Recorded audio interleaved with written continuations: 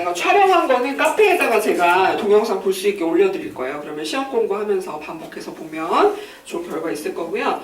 중간고사 문제는 11문제 객관식이고 한 문제가 주관식이에요. 그래서 12문제밖에 되지 않기 때문에 크게 부담은 없을 거예요.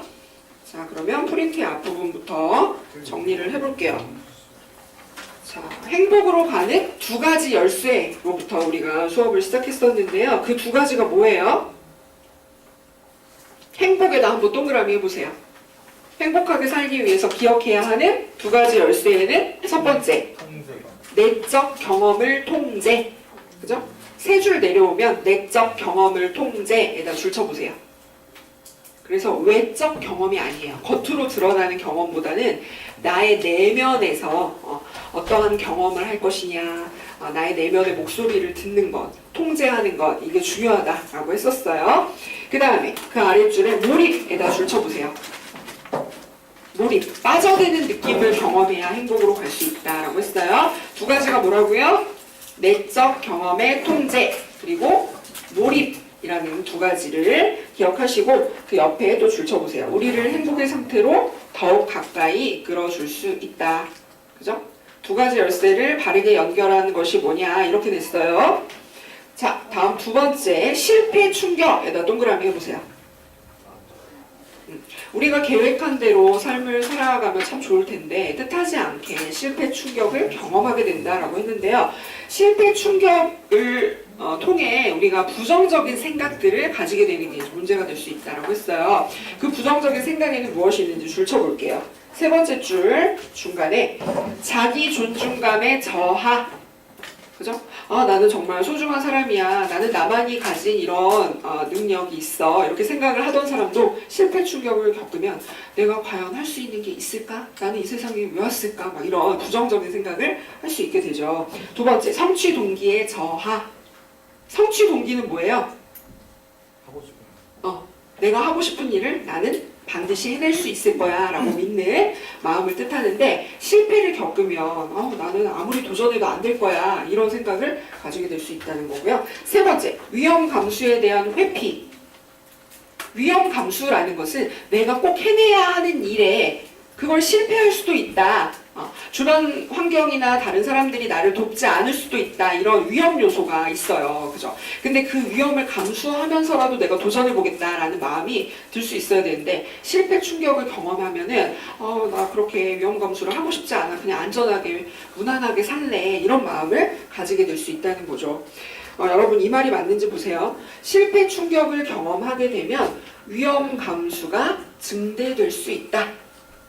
증대가 아니라 위험 감수의 회피라는 부작용이 나타날 수 있다는 거예요. 그 아래다가 메모해 보세요. 위험 감수의 증대 X.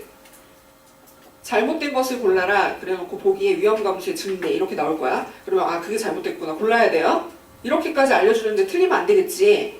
위험 감수의 회피라는 부작용이 있고 위험 감수의 증대가 아니다. 메모를 해두고, 그 다음에 옆에 상호관계의 왜곡 줄 쳐보세요. 이건 뭐냐면, 내가 대학 입시에 실패를 했어요. 그러면 그게 엄마 탓이야. 다른 집 애들은 학원도 여기저기 보내주고 그랬는데 우리 집은 살기가 어려워서 나 학원도 못 다녀서 내가 그래서 대학에 떨어진 거야. 이렇게 자기가 능력이 부족해서 떨어진 걸 수 있는데요. 다른 사람 탓을 할 수가 있어요. 그렇죠? 그래서 이런 부작용이 나타날 수 있다라는 것을 잘 기억하세요. 다음 세 번째, 자기 실현에다 동그라미 해보세요. 그 옆에다 적어볼까요?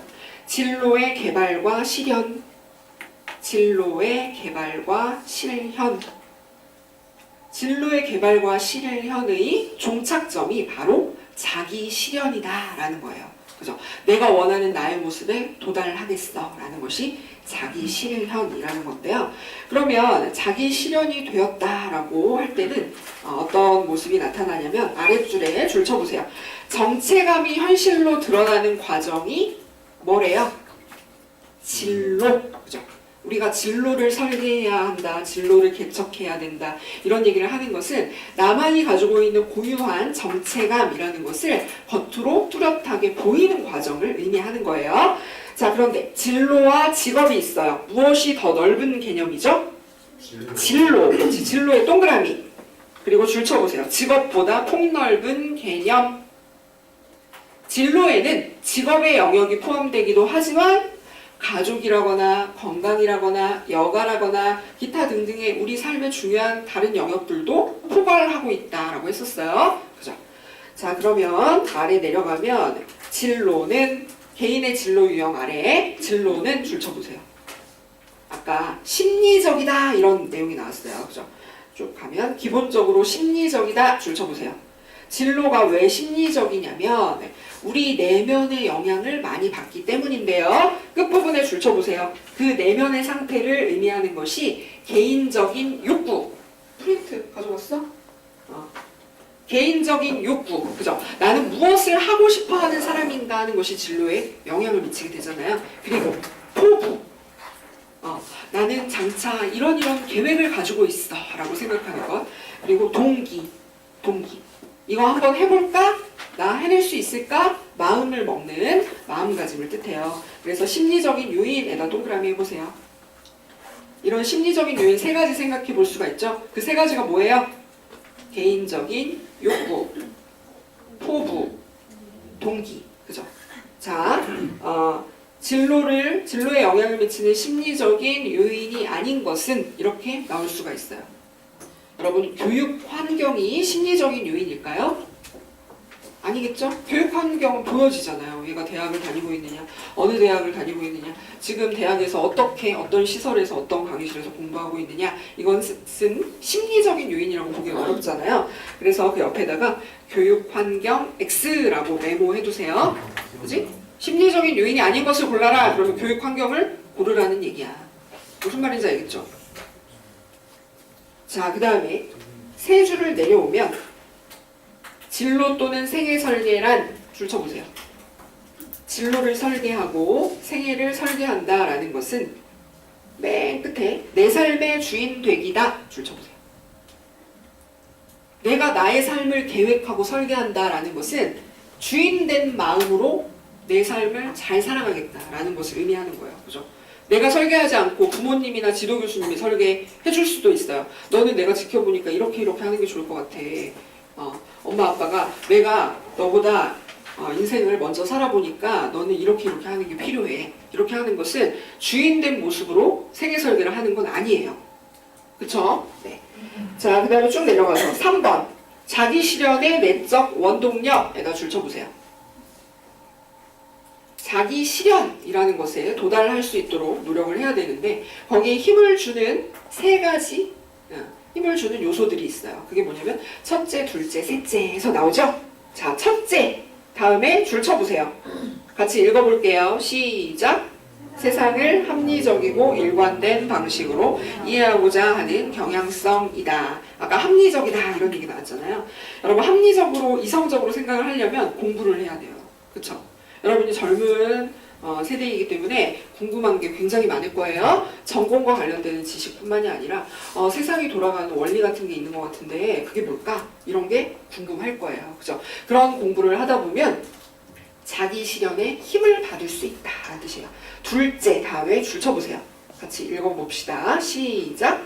능력을 향상시키고자 하는 내적 욕구. 그죠? 내가 오늘보다는 내일보다는 모레가 앞으로 대학 졸업 후에 10년 후에 더 나은 아주 멋진 사람이 되고 싶잖아요. 그죠? 그런 마음을 잊어버리지 않는 것이 자기 실현에 힘을 줄 수가 있다라는 뜻이에요. 다음 마지막으로 옆에 줄 쳐보세요. 같이 읽어볼게요. 시작! 타인과 정서적으로 지속적이고 친밀한 관계를 맺고 싶어하는 동기이다. 그죠? 이것은 사람은 혼자서 살아가기 굉장히 힘든 존재예요. 요새 여러분 또래 중에는 뭐 혼술, 혼밥, 뭐 혼자 영화를 본다거나 이런 것도 자연스럽게 느껴질 수 있겠지만 누군가 마음 맞는 사람이랑 같이 그런 일들을 하면 더 기쁘고 즐거워요. 그쵸? 그렇기 때문에 우리가 살아나가면서 굉장히 힘들고 절망스럽고 그럴 때 나를 믿어주고 기다려주는 한 사람만 있으면 그 순간을 잘 또 이겨낼 수가 있거든요. 그래서 이런 힘을 기억을 하자. 그래서 첫째, 둘째, 셋째, 내적 원동력에 해당되는 부분을 기억하시고 그렇다면 이게 맞는지 보세요. 자기 실현의 내적 원동력에는 진로와 생애 설계에 대한 지식이 포함된다. 진로와 생애 설계에 대한 지식이 중요하긴 한데요. 내적 원동력까지는 아니에요. 그걸 몰라도 첫째, 둘째, 셋째가 더 중요하다라는 뜻이에요. 그 아래다가 메모해 보세요. 진로와 생애 설계에 대한 지식 X. 진로와 생애 설계에 대한 지식 X. 내적 원동력에는 해당되지 않는다라는 뜻이에요. 진로와 생애 설계에 대한 지식 X.